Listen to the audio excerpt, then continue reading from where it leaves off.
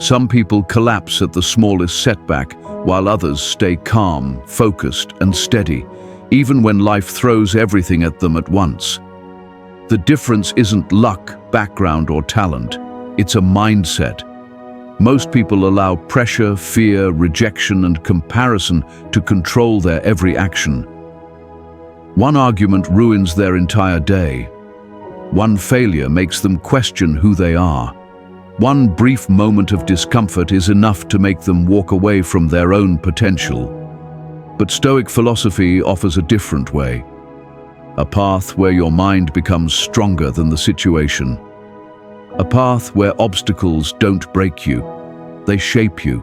Marcus Aurelius ruled an empire during war, disease, and betrayal. Yet he stayed balanced, sharp, and impossible to defeat. His strength didn't come from the outside world, it came from a disciplined inner world. In this video, you'll discover 7 Stoic mindsets that can make your mind unshakable. A mindset prepared to face anything, withstand anything, and rise above anything life brings your way. 1. The mindset of radical ownership. Every unshakable mind begins with one principle. Nothing changes until you take responsibility for everything happening inside you. Today, most people give their power away without realizing it. They blame the economy, the weather, their past, their boss, their ex, their emotions, or just bad luck. And with every excuse, they reinforce a hidden belief. I am not in control. Stoicism destroys that belief. Epictetus taught that while the external world is unpredictable, your inner world is your domain. He said, events are not under your control, only the meaning you assign to them is. That single idea separates those who crumble from those who rise. Look around. Someone criticizes them. They get angry. Someone leaves them on scene. They feel unwanted. Plans shift. They panic. Life gets tough. They walk away. In every situation, the outside world dictates their internal state. That is the mindset of defeat. Radical ownership flips this pattern entirely. It means accepting that you may not control what happens, but you always control how you interpret it, how you respond, and what story you attach to it. Most people don't suffer because of the situation. They suffer because of the story they attach to it. Reality says, you lost the job. The business didn't work. They didn't text back. You made a mistake. The story says, I'm not enough. I'll never make it. Everyone leaves. I'm a failure. The Stoic mind separates the two. It rejects the story and deals with the fact. When you remove the story, life becomes clearer and far less painful. Ownership isn't about blaming yourself. It's about reclaiming authority over the one thing that is yours, your interpretation, your reaction, and your next move. Marcus Aurelius faced betrayal, war, starvation, and political chaos. But he never let circumstances dictate his character. He reminded himself daily, you have power over your mind, not outside events. He didn't ask, why me? He asked, what can I do with this? A person with radical ownership follows a different rhythm. Criticism, feedback, delays, discipline, training, failure, strategy, correction, rejection, redirection, stress. These become invitations to grow, never reasons to collapse. Nothing becomes meaningless. Nothing becomes personal. Everything becomes fuel. The core is a simple Stoic formula. Pause, interpret, act. Pause, create space between the event and your emotion. Reacting without a pause is surrender. Interpret, choose a perspective that strengthens you, not weakens you. Act, respond based on values, not impulses. The pause makes you calm. Interpretation makes you wise. Action makes you unstoppable. But here's the uncomfortable truth. Once you choose ownership, excuses die. And for many people, excuses are emotional comfort food, warm, familiar, and destructive. They protect the ego temporarily, but destroy potential permanently. Stoicism demands the opposite. It demands strength over comfort, clarity over victimhood. It demands you stop narrating why life is hard and start shaping who you become despite it. When you embrace radical ownership, life changes. Obstacles stop feeling personal. Failures stop feeling final. People's opinions stop becoming prisons. Challenges stop looking like threats. They become training. Everything that once defeated you becomes preparation. That's how an unbreakable mind is built, by refusing to hand your inner authority to anything or anyone. Action step. Write down 3 areas of your life where you've been waiting, blaming, or avoiding responsibility. Then rewrite each into a statement of ownership. I control my reaction. I control what I do next. I control the meaning this holds for me. This is the foundation of a mind strong enough to defeat anything. 2. Emotional mastery. Control your reactions. Control your life. If radical ownership is the foundation of a strong mind, emotional mastery is the armor that protects it. No mindset can survive if emotions are allowed to run wild. Most people don't lose because life is too hard. They lose because their emotions are too easy to trigger. A comment, a tone, a delayed message, a misunderstanding, a stressful morning. That's all it takes to throw them into frustration, anxiety, insecurity, or doubt. Their emotional world reacts to every wave outside them. But the Stoics knew something powerful. Emotions don't make you weak. Being ruled by them does. Marcus Aurelius reminded himself daily that people would be rude, selfish, dishonest, jealous, and unpredictable. Not so he would become bitter, but so he would remain in control. He strengthened his mind before the world had the chance to shake it. Emotional mastery isn't about suppressing emotions.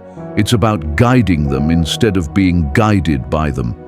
Think about how most people react when overwhelmed. They snap, they panic, they shut down, they withdraw, they make impulsive choices they regret later. Emotion, reaction, regret. That's the usual cycle. The Stoic cycle is different. Emotion, awareness, choice. Action. Awareness breaks the automatic chain. Choice directs the energy. Action creates strength instead of regret. It all begins with a simple skill we rarely practice, slowing down the space between stimulus and response. Viktor Frankl, not a Stoic but in deep alignment with them, said, "Between stimulus and response there is a space. In that space lies our power to choose." Emotional mastery is the art of expanding that space, and the fastest way to expand it is through your physiology. When your breathing is chaotic, your mind becomes chaotic. When your breathing steadies, your mind finds clarity. This is why Stoics valued breath control long before science confirmed its power. A simple technique like the 4 to 7 to 8 method, inhale 4 seconds, hold 7, exhale 8, can reset your internal state in under a minute. Your heart rate slows, your blood chemistry shifts out of fight or flight, your mind regains control. But breath alone isn't enough. You must also label your emotions. When you name the emotion, it stops being a fog and becomes something you can work with. I'm angry, I'm anxious, I'm disappointed, I'm overwhelmed, I'm hurt. Labeling the emotion doesn't erase it, but it removes the confusion around it. And confusion is what gives emotions their power. Once you recognize what you're feeling, you can ask the Stoic question that changes everything. What reaction would my highest self choose right now? Not the wounded version of you, not the impulsive version of you, not the ego-driven version of you, your highest self. This single question forces you to choose character over impulse, values over volatility, and clarity over chaos. Imagine carrying this mindset into everyday life. Someone insults you, you stay composed. Someone tries to provoke you, you refuse to engage. Someone disrespects you, you respond with boundaries instead of rage. Life hits you with something unexpected, you stay steady instead of shaken. Emotional mastery gives you a freedom most people never experience, the freedom to act without being ruled by your feelings. Does this mean you'll never feel anger, fear, sadness, or frustration? Of course not. It means emotions appear, but you decide what happens next. Marcus Aurelius said, "You have power over your mind, not outside events." Your emotions live inside your mind. That makes them your responsibility, your territory to govern. And when you govern them well, you become someone who cannot be easily broken. Calm in conflict, steady in chaos, wise under pressure. 3. Stoic reframing, turning every hardship into fuel. A mind that can overcome anything is not a mind that avoids difficulty. It's a mind that transforms difficulty. Most people see obstacles as interruptions. Stoics see obstacles as part of the path. This shift in perspective, the ability to reframe, is one of the strongest mental skills you can develop. Life doesn't wait for you to be ready. It delivers setbacks, delays, disappointments, betrayals, failures, and storms without warning. Most people collapse under this. They complain, shut down, or ask, "Why is this happening to me?" as if the world owes them a smooth journey. The Stoic mindset replaces that question with something far more empowering. What is this trying to strengthen in me? Marcus Aurelius wrote, "The impediment to action advances action. What stands in the way becomes the way." It wasn't a motivational quote, it was survival. He led during wars, plagues, political tension, and personal heartbreak. Yet he understood something most people still ignore. Hardship is not the enemy. Hardship is the forge. When you resist difficulty, it feels heavier. When you fear it, it grows bigger. When you avoid it, it returns stronger. But when you face it with purpose, everything changes. The same pressure that once crushed you begins to strengthen you. Reframing is the art of turning pressure into power. Consider how the average person interprets hardship. Rejection, humiliation, failure, "I'm not good enough," delay, discouragement, betrayal, permanent damage, challenge, reason to quit. Now see how a Stoic mind reframes the same situations. Rejection, redirection, failure, information, delay, preparation, betrayal, clarity, challenge, training. Nothing external changed, only the interpretation changed, and interpretation shapes resilience. The mind moves toward the meaning you attach to your experiences. If you see hardship as unfair, you collapse. If you see hardship as training, you rise. The event doesn't change.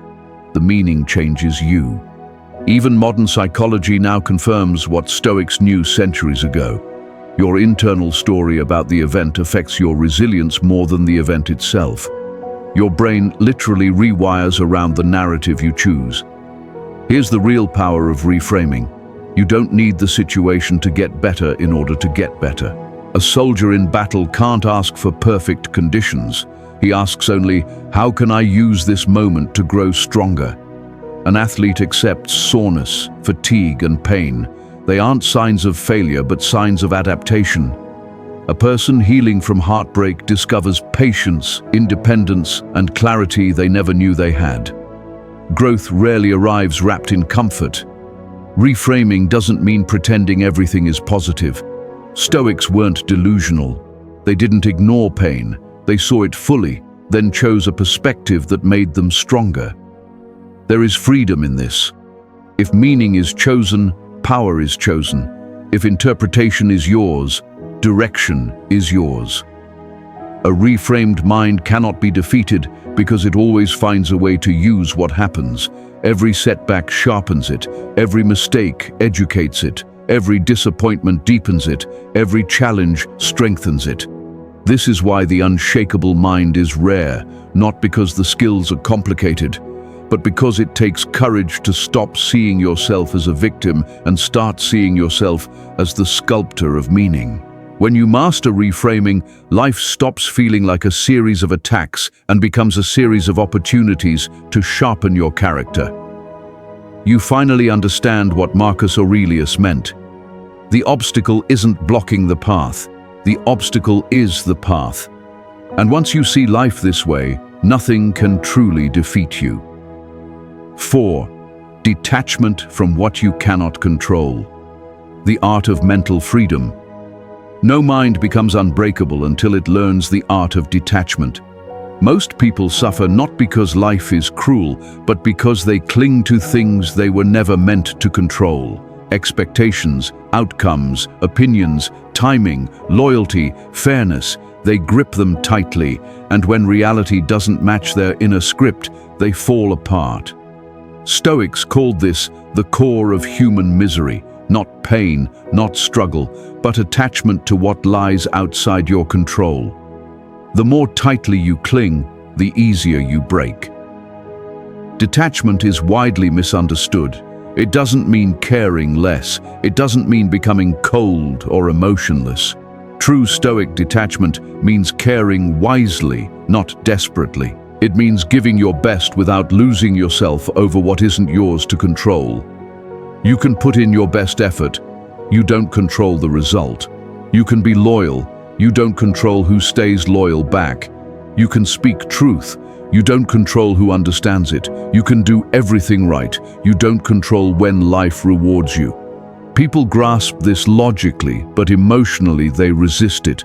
They act as though effort guarantees outcomes, kindness guarantees kindness, honesty guarantees fairness. And when life doesn't follow those rules, disappointment feels like betrayal. Stoicism teaches the opposite. Expectations break you. Acceptance frees you. Epictetus said it simply, some things are within our control, some things are not. Everything begins with understanding this division. Your thoughts, actions, values, discipline, effort, these are within your control. Other people's choices, external events, outcomes, timing, these remain beyond your control. The mistake is mixing the two. People try to control what others think of them. They try to control how fast results appear. They try to control whether life is fair. They try to control how someone treats them. They try to control whether things go exactly as planned. And the more they try to control the uncontrollable, the more powerless they feel. Detachment is the skill of withdrawing your emotional investment from what is not yours. Imagine the relief that comes when you stop expecting life to follow your timeline. Imagine the freedom you gain when you stop requiring other people to validate you. Imagine the power you feel when you stop tying your peace to external outcomes. This is mental liberation. Detachment doesn't weaken commitment, it strengthens it. When you're not obsessed with the outcome, you perform with a clearer mind. You think better. You react better, you work better, you love more honestly, you handle conflict with more clarity, you avoid desperation, resentment, and emotional chaos. A detached mind is a steady mind. Think of an archer. He pulls the bow, controls his stance, focuses his breath, sharpens his aim. Everything up to the moment the arrow leaves his fingers is within his control. But once the arrow is in the air, wind, distance, movement, uncertainty, these are no longer his territory. If he obsesses over the arrow mid-flight, he suffers. If he lets go once he releases it, he stays grounded.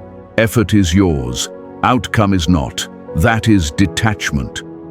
Marcus Aurelius lived with this principle every day. He wasn't attached to praise or bothered by criticism. He did his work because it was right, not because it guaranteed success. He understood that the universe follows its own rhythm, not your preferences. And here's the real advantage. Detachment protects your energy. When other people's behavior can't control you, you become emotionally invincible. When unpredictable events can't shake you, you become internally fortified. When results no longer determine your identity, you become impossible to break. Most frustration in life comes from trying to force things you can only influence, not command. Stoics focus on influence, release control, and remain calm.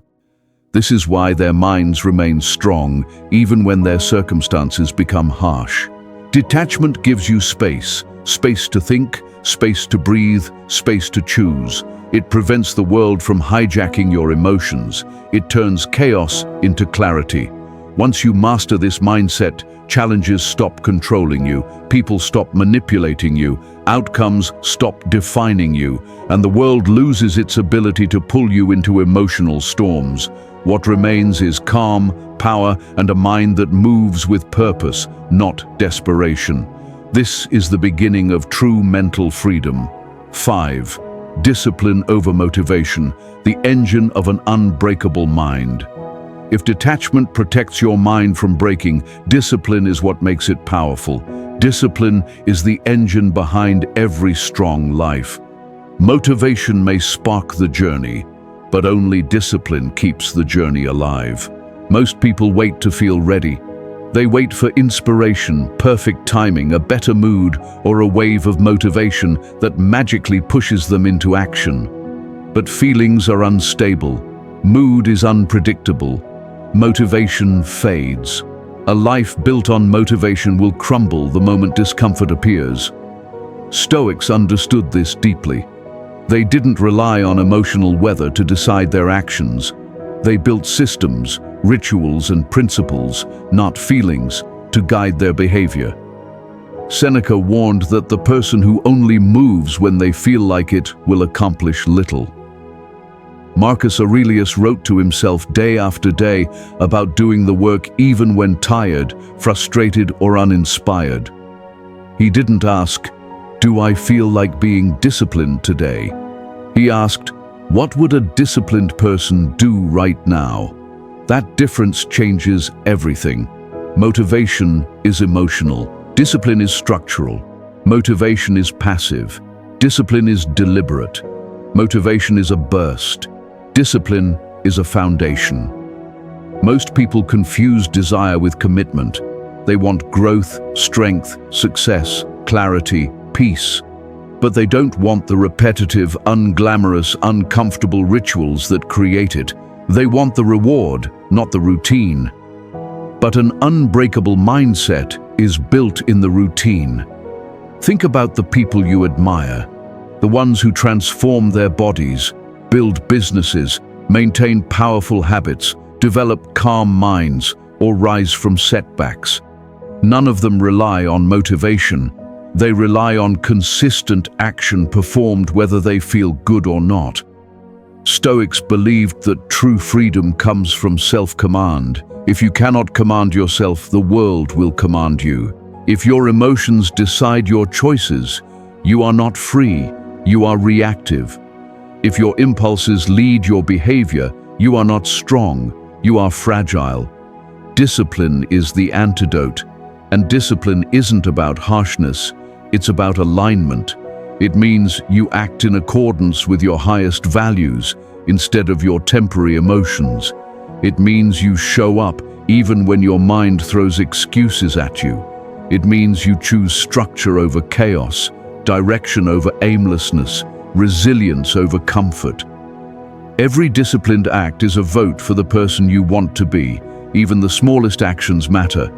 The 10-minute workout when you're tired, the decision to read instead of scroll, the refusal to gossip or complain, the choice to speak honestly instead of avoid discomfort, the commitment to your routine even when no one is watching. These tiny actions don't look like much on the surface, but they accumulate into a powerful identity. And identity is stronger than motivation. When you see yourself as disciplined, you no longer negotiate with discomfort.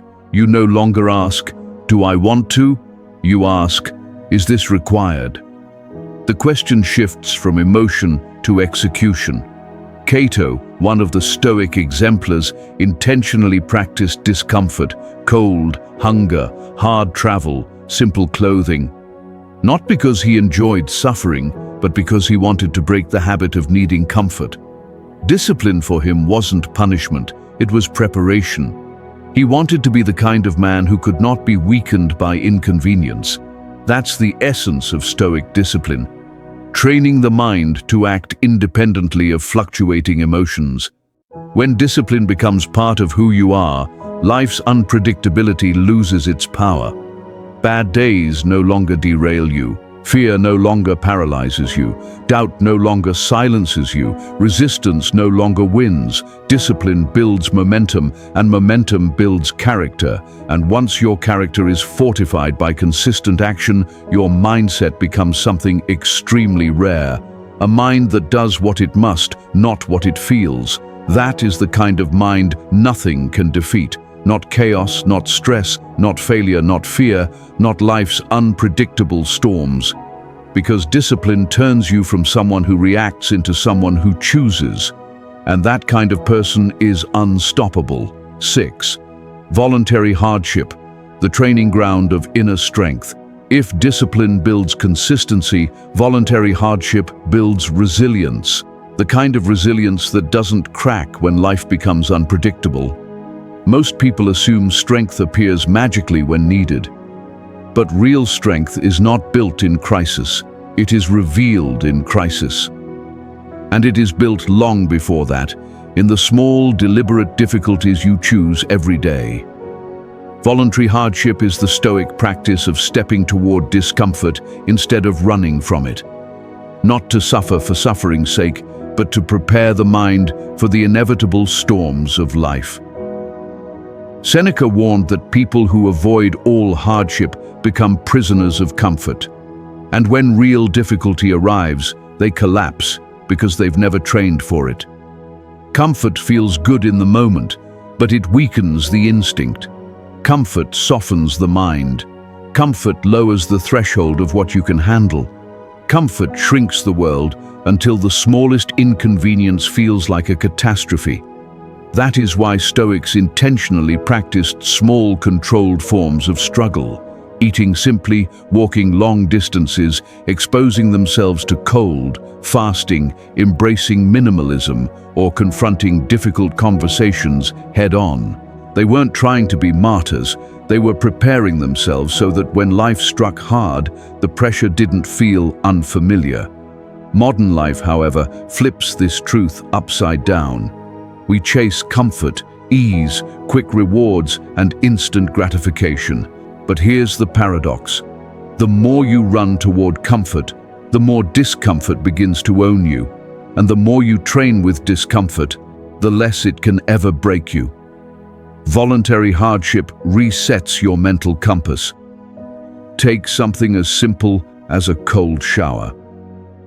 Most people panic at the idea, not because the cold is unbearable, but because their mind can't handle losing comfort.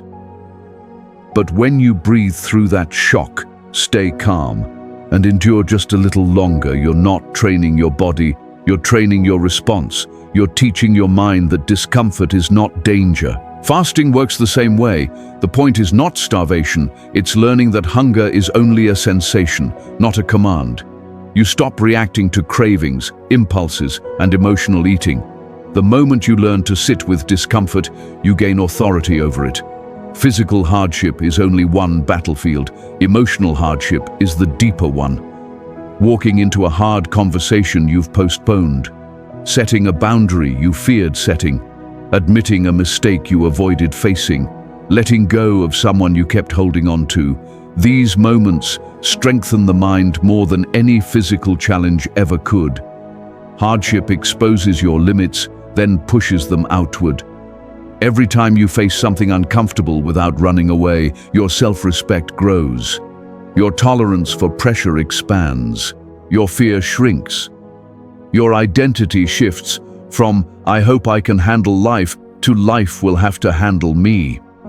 The Stoics were never obsessed with suffering, they were obsessed with being prepared. They understood a truth most people spend years trying to avoid.